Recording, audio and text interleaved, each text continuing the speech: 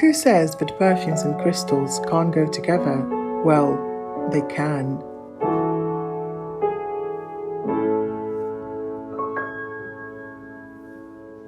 Hello everyone and welcome to my channel. I'm Luke and I do perfume reviews. If that's something you're interested in, please consider subscribing. Today's video is going to be a bit of a different one, so it probably won't be for everyone, but it will be fun. In this video, I'll be scenting crystals. For each crystal that I'll show you, I'll choose a fragrance that complements it well, in my opinion. I'm not big on astrology and esotericism, but I really like crystals and I collect them. So just to be clear, I have to include a little disclaimer. This video is just for fun. I'm not claiming crystals have any actual healing powers, healing properties. Well, unless you get hit in the head by one. So take everything I say with a grain of salt. So with that out of the way, let's get into the video. The first crystal that I chose is this lovely black moonstone heart that I bought for myself, I think a couple of months ago. I really like black moonstone. This crystal is associated with intuition, magic, protection, spiritual purity, as well as the divine feminine and the subconscious. Because it's dark, it's very grounding, it's soothing, and because of that, it's usually associated with the root chakra. The fragrance that I chose for Black Moonstone is You've Due from Estee Lauder. I really think You've Due has a grounding energy. It's comforting, it's soothing, but it's also empowering because it's a potent fragrance. It has that motherly vibe, and I'm pretty sure many people associate it with their mothers and grandmothers because it's a classic that's been around since the late 50s. This fragrance has an incredible history, and it's one that I really enjoy. So let's talk about the scent. This is the reformulated version, and I must say I still really like it. It's a spicy oriental, a spicy amber scent with some aromatic touches in the opening, and a very deep, rich and warm, resinous and balsamic base. And even though it came out in 1953, and even though it smells very classic and old-fashioned, I actually find it really pleasant, comforting, powdery, and I even wear it to bed sometimes. It's such a deep, spicy, ambery scent, but there's also a softness and a honeyed sweetness to it. I just think it's a phenomenal fragrance, and it does make me feel protected, grounded, and calm. So that's Estee Lauder You've Due. The next crystal is called Tiger's Eye, and this is a small tiger's eye sphere, and I absolutely love this crystal. It's so pleasing to the eye. It's normally associated with self-confidence, willpower, courage, but it's also very grounding and soothing. It also relieves stress and anxiety. It's typically associated with the root and the sacral chakras. The fragrance that encapsulates all of these things is, in my opinion, Cabochard from the house of Gres.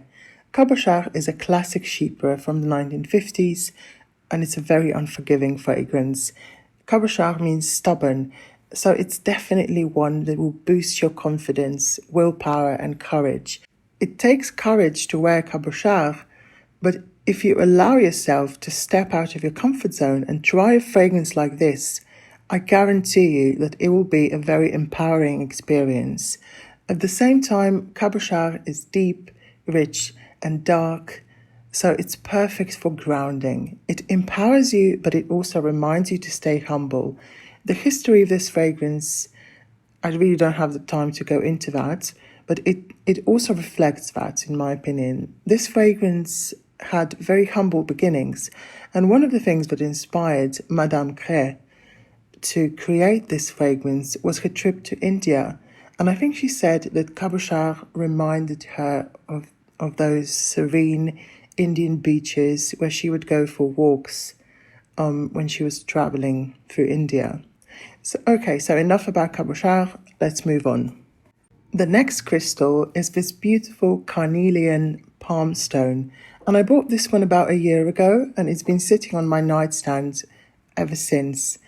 Carnelian is a crystal of creativity, joy, energy, self-expression, passion and warmth. It's also known as a stone of kings. You can tell that it's a warm and fiery stone just by looking at it, and it's usually associated with the lower three chakras. The fragrance that I associate with Carnelian will be Love by Chopard. And this is a stunning romantic rose scent with a very spicy Middle Eastern touch. It's certainly not your average rose. I thought it was going to be more of a fresh rose before I bought it, but it's definitely not. The 5 or 6 different types of rose are prominent, but so are the amber and the spicy notes.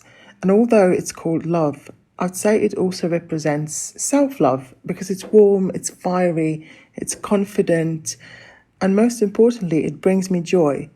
So that's Love by Chopard paired with Carnelian. The next crystal is green Aventurine. It's a stone that brings one luck and happiness. It's associated with compassion, empathy, forgiveness, happiness, self-confidence, optimism, and motivation. It's typically associated with the heart chakra, and the fragrance that I chose to go with it is Green Tea by Elizabeth Arden, which is a scent that makes me happy. It's a happy scent. It's not a very complex fragrance. I'm not the biggest fan of freshies and tea fragrances, but I have a soft spot for this one. Despite being a green and a very fresh scent, it performs quite well on me. It lasts about 5 to 6 hours, I have to say. The vintage version was much stronger and more long-lasting, but I can't really complain because this is so inexpensive. You can get this for less than £15 or euros for the biggest bottle. So Elizabeth Arden Green Tea, an amazing cheapie, a happy fragrance. I paired it with green Aventurine. Next up, we've got Lapis Lazuli. Lapis Lazuli is probably my favorite crystal of all time. Blue is my favorite color. I've always loved wearing blue because it's a very calming and a very soothing color.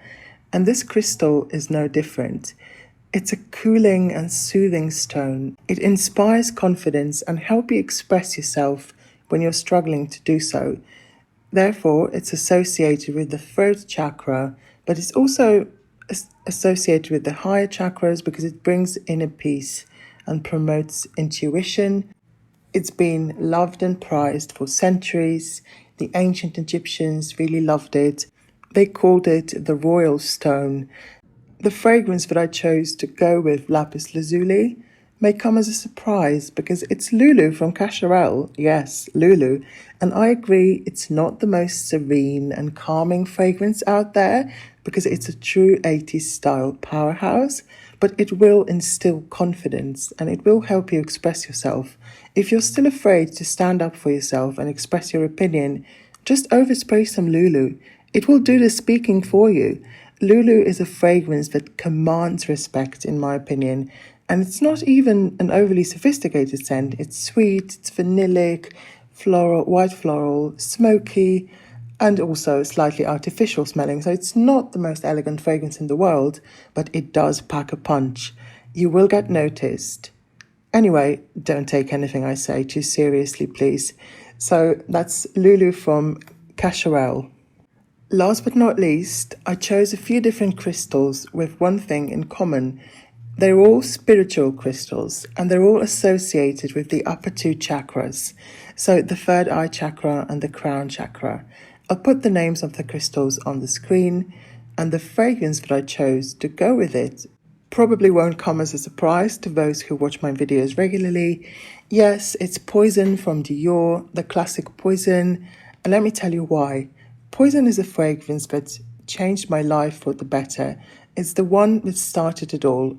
It was one of the first fragrances that I experienced when I was still a child, and it's also one of the first fragrances that I bought when I started getting into fragrances myself. But you may ask, why do I find it so spiritual? Well, because it defines me as a person. It also has a very strong incense note, which makes it really mysterious and mystical.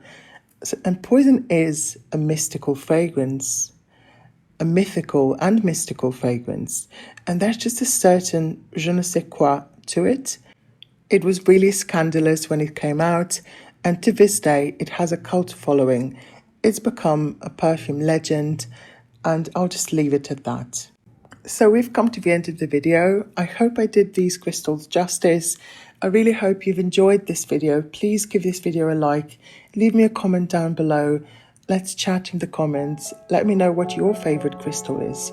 I'm dying to know. Thank you so much for watching, and I'll see you in one of my next videos. Bye.